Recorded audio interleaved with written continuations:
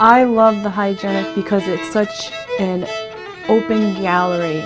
They are so welcoming to so many different types of media. It's accessible, you know, whether or not you have a track record as an artist. The unique things that show up there, and just the atmosphere of all the people who come out. The Hygienic Art Show weekend has become one of the premier annual attractions in New London, drawing artists and visitors from across the region.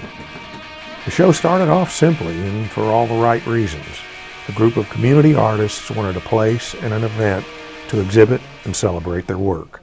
Back in 1979, when the Hygienic started, all us artists used to sit in here and eat gravy and French fries. And we said, well, let's have a show at the Hygienic restaurant because we would like to get our work out there and have people see the work. But this being a military industrial blue-collar society, the only way to get to the people was to put it in a place where they would come. At that time, Bank Street was a very different thoroughfare, more reminiscent of 3 a.m. Bourbon Street or Boston's Combat Zone, and the Hygienic Cafe served as a sort of grimy headquarters for culinary and intellectual nourishment. This place back in the late 70s and early 80s was kind of a greasy spoon, and there were sailors and questionable denizens of the night hanging out here. And like next door there was a massage parlor and a dirty bookstore, and the Capitol Theater was an X-rated theater.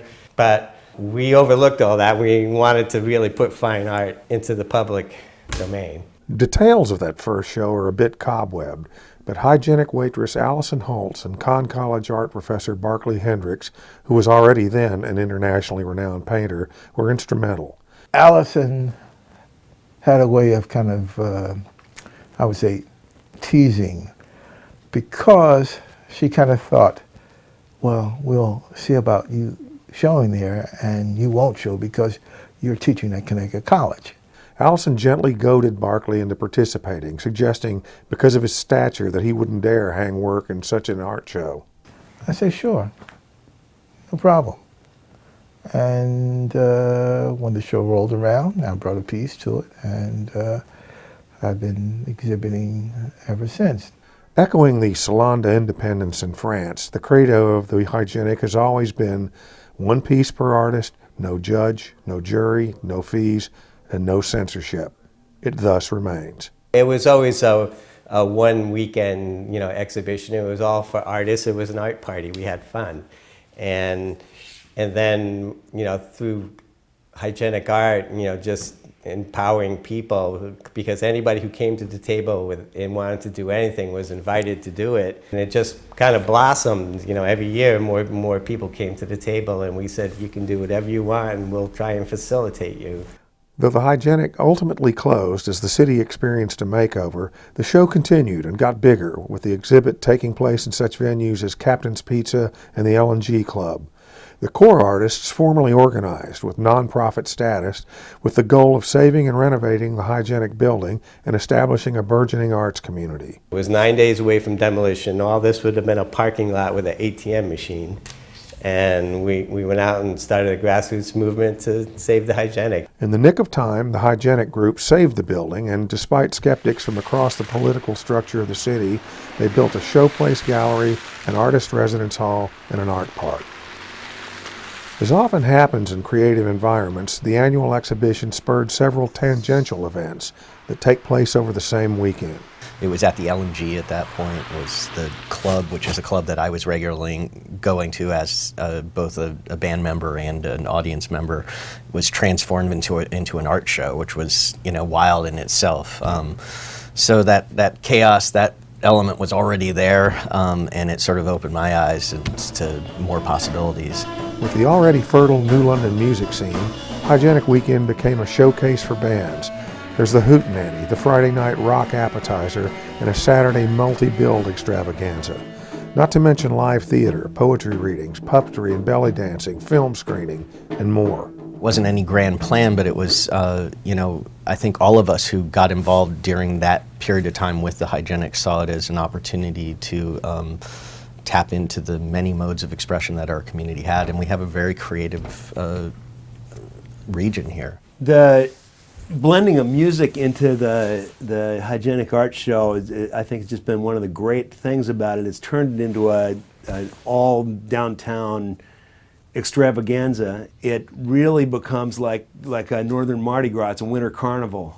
I like it because of the atmosphere. You know, it's just in the middle of the winter and it brings everybody out and it's a big party. It's something musicians here look forward to all year long, and it's a chance to get out in front of the whole community and all the different venues because everybody comes out for it. Along with Sailfest each summer, the Hygienic Weekend then has become a premier attraction. Thousands blast into New London for the wintry event, and the whole downtown area, with its shops, restaurants, and taverns, flourish accordingly.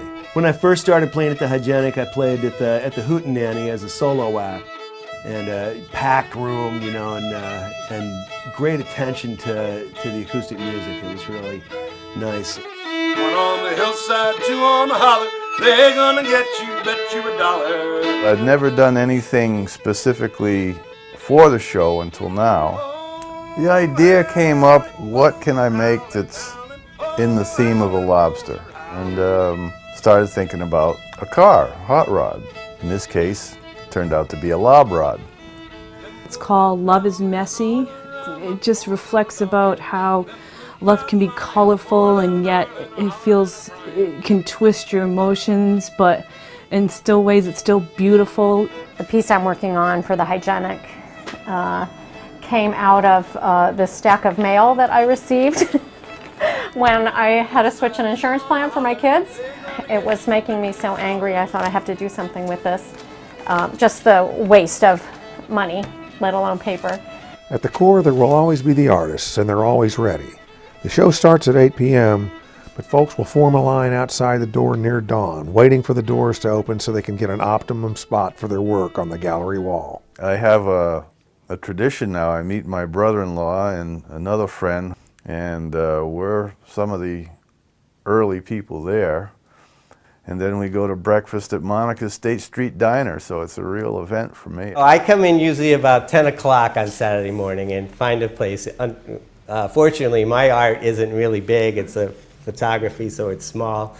So like everyone's really good. Nobody cheats and comes in early and gets a prime spot. And it's all first come, first served. While it will always be about art and creativity, the participants and members of Hygienic Art know that their effect on the community, business, and culture of New London comprise what is perhaps the finest work of art imaginable. There's a larger need in a culture such as this to develop situations that unite folks.